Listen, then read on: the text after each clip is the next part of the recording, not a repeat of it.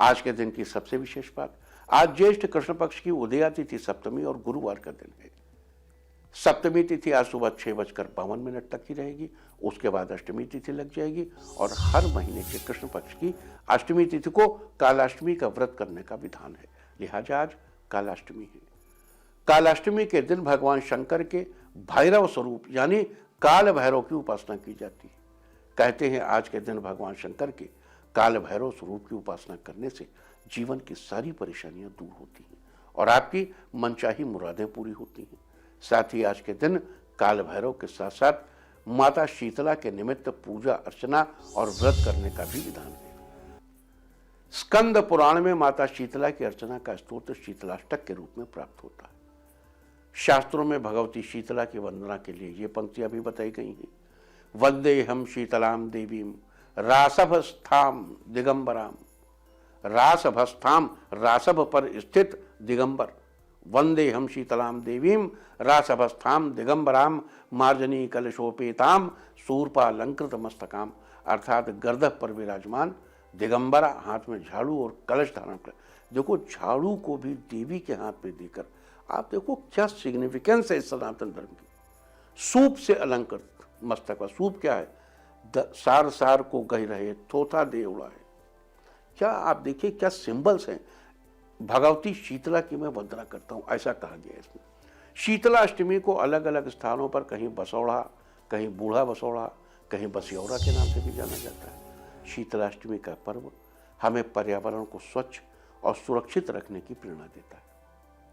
सनातन वाङ्मय में माता शीतला हाइजीन की देवी है। आजकल कोरोना के सिलसिले में जिस हाइजीन की बात हो रही है, वो हाइजीन हमारे देश में हमेशा से था।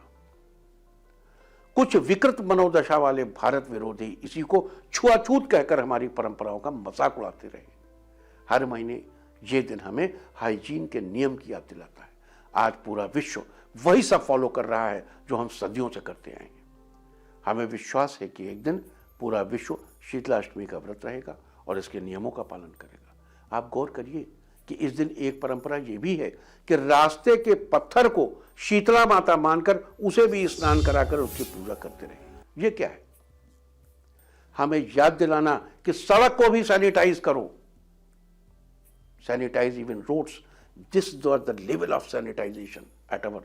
हमारे परंपराओं में सैनिटाइजेशन का ये लेवल था। कुल मिलाकर कोरोना से बचना है तो शीतला माता को फॉलो करिए। कुल मिलाकर इस दिन साफ सफाई, अब हाथ में झाड़ू है यानी सफाई करो। तो कुल मिलाकर इस दिन साफ सफाई का विशेष ध्यान रखा जाता है।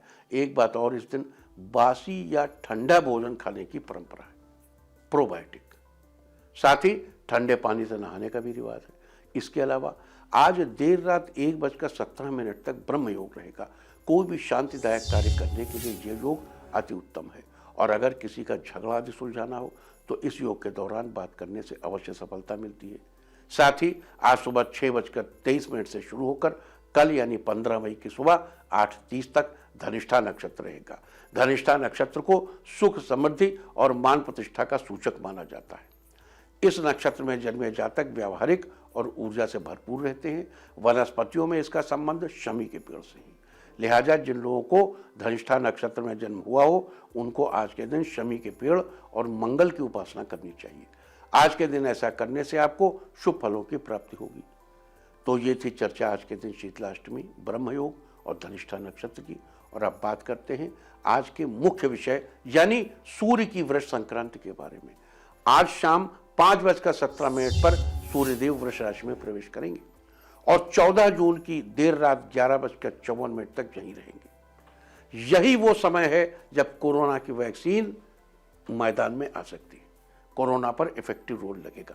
नवग्रहों में सूर्य सर्वप्रमुख देवता है। सूर्यदेव को आत्मा का कारक माना गया है, ये पिता का प्रतिनिधित्व करते हैं। यहाँ आपको ध्यान दिला दूं कि वृष उन 6 राशियों में से एक है जिनमें राहु, शनि, केतु या गुरु का गोचर महामारी का कारण बनता है।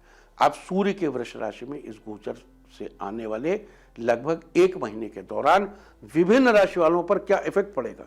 सूर्यदेव आपकी जन्म कुंडली के किस भाव में गोचर करेंगे और सूर्यदेव के इस गोचर का शुभ फल सुनिश्चित करने के लिए और अशुभ फल से बचने के लिए आपको कौन से उपाय करने हैं, आज हम इसकी चर्चा करेंगे। मेष राशि से शुरू करते हैं। मेष राशि वालों, सूर्यदेव आपकी पत्रिका के दूसरे स्थान पर गोचर करेंगे। ये स्थान धन से संबंध रखता है। मेहनत के बल पर सफलता और धन की प्राप्ति होगी, ज्ञान बढ़ेगा, लेकिन इस बीच आपकी मनोदशा लगातार कॉन्टिन्यूसली चेंजिंग रहेगी। लिहाजा अगले 14 जून तक सूर्यदेव के शुभ फल सुनिश्चित करने के लिए इस दौरान अतिरिक्त दान नहीं लेना चाहिए। देखिए, अगर आप आवश्यक दान दे सकते हैं, ये ध्यान रखिए। अब देखो, इसमें जो उपाय है वो ये है कि किसी से कोई मुफ्त की चीज़ न ले। लेकिन मान लीजिए आप मेष राशि के हैं और बड़ी परेशानी में हैं और इस समय आपको हेल्प चाहिए, तो आप ये तो नहीं कह सकते आपसे कि किसी से कुछ लो नहीं। एक्स्ट्रा मत लो, अतिरिक्त दान अपनी जरूरत भर का जरूर लीजिए, आवश्यक दान ले सकते हैं। वृष राशि वालों, सूर्यदेव कुंडली के पहले स्थान पर गोचर करेंगे। जन्म पत्रिका में पहला स्थान लग्न का यानी आपका खुद का स्थान होता है। 14 जून तक इस स्थान पर सूर्यदेव के गोचर से आपको कई तरह के फायदे होंगे। आपके यश सम्मान में बढ़ोतरी होगी, आपके प्रेम संबंध मजबूत होंगे, आप धार्मिक कार्यों में रुचि लेंगे, आपका स्वास्थ्य बेहतर होगा और 14 जून तक सूर्यदेव के शुभ फल सुनिश्चित करने के लिए पैतृक घर में हैंडपंप लगवाएं या लोगों के पानी पीने की व्यवस्था करें। मिथुन राशि वालों, सूर्यदेव आपकी जन्म पत्रिका के 12वें स्थान पर गोचर करेंगे।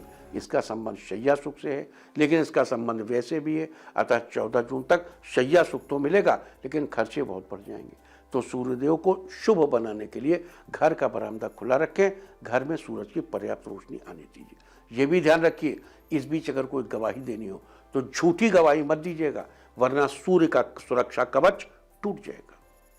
कर्क राशि वालों, सूर्यदेव आपकी जन्म कुंडली के 11वें स्थान पर गोचर करेंगे। इसका संबंध आमदनी से है। आमदनी बढ़ेगी। कामों को सफल बनाने के लिए थोड़ी मेहनत करने की जरूरत है। तो अगले 30 दिनों के दौरान सूर्य के शुभ फलों को सुनिश्चित करने के लिए किसी से किया हुआ वादा निभाइए। वचन टूटते ही आपका प्रभा मंडल भी बिखर जाएगा। सिंह राशि वालों, सूर्यदेव आपके जन्म पत्रिका के 10वें घर में गोचर करेंगे। इसका संबंध राज्य और पिता से है। सूर्य के इस गोचर के प्रभाव से आपको अपने करियर में सफलता अवश्य मिलेगी। लिहाजा 14 जून तक अपने करियर में सफलता सुनिश्चित करने के लिए काले और नीले कपड़े पहनने से परहेज करें और सर पर सफेद टोपी पहने। कन्या राशि वालों, सूर्यदेव आपकी कुंडली के भाग्य स्थान पर 9वें स्थान पर गोचर करेंगे। इससे आपको अपने कार्यों में भाग्य का पूरा साथ मिलेगा। इस दौरान आपको अपने कार्यों में हर तरह से सफलता मिलेगी। लिहाजा अगले 30 दिनों तक अपने भाग्य का साथ बनाए रखने के लिए पैतृक संपत्ति या पुरखों की से प्राप्त कोई संपत्ति न बेचें।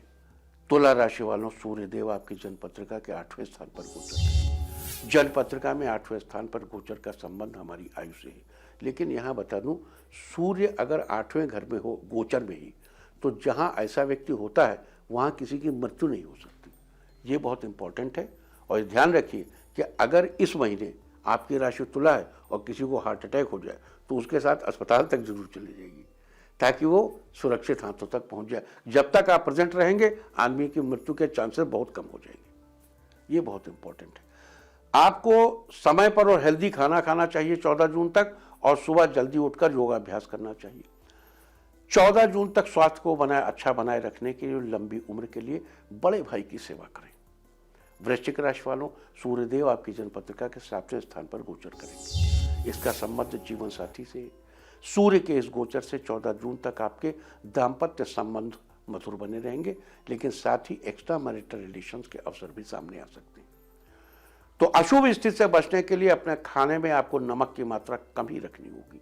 और धनु राशि वालों, सूर्यदेव आपकी कुंडली के 6ठे स्थान पर गोचर करेंगे। इसका संबंध मित्र से होता है। जीवन में मित्रों की वृद्धि होगी और जरूरत के वक्त आपको उनका पूरा सहयोग मिलेगा। और सूर्य के इस गोचर का लाभ उठाने के लिए रात सोते समय सिरहाने में पानी रखकर सोएं या थोड़ी चांदी अपने पास रखें, और सुबह उठ के पानी किसी पेड़ पौधे में डाल दीजिए। मकर राशि वालों, सूर्य का एक गोचर आपके 5वें स्थान पर है। इससे मेहनत ज़्यादा करनी पड़ेगी। गुरु और जीवन साथी के साथ आपके संबंध ठीक ठाक रहेंगे। सूर्य को बेहतर तरीके से लाभ लेने के लिए रसोई पूर्व दिशा में अवॉइड करें। अगर पहले से रसोई ऐसी की पूर्व दिशा है तो कम से कम इस महीने दूसरी उत्तर की तरफ मुंह करके भोजन बनाने का इंतजाम कर लीजिए। और कुंभ राशि वालों, चौथे स्थान पर गोचर है। भूमि भवन वाहन का लाभ होगा, साथ ही माता का भी साथ बना रहेगा। लिहाजा 30 दिनों तक इसका लाभ पाने के लिए इस महीने घर में नियमित हवन करने की व्यवस्था करना अच्छा रहेगा। मीन राशि वालों, सूर्य का गोचर आपके तीसरे स्थान पर है। तीसरे स्थान का संबंध भाई बहन और एक्सप्रेशन से होता है, तो भाई बहनों से अच्छे संबंध रखने के लिए और अभिव्यक्ति की आज़ादी को कायम रखने के लिए इस एक महीने में किसी के लिए बुरा मत सोचिएगा और अपना आचरण ठीक रखिए। तो ये थी सारी चर्चा आज कालाष्टमी, शीतलाष्टमी व्रत, ब्रह्मयोग, धनिष्ठा नक्षत्र, सूर्य की व्रत संक्रांति के बारे में। उम्मीद है कि आप इस खास चर्चा का लाभ जरूर उठाएंगे।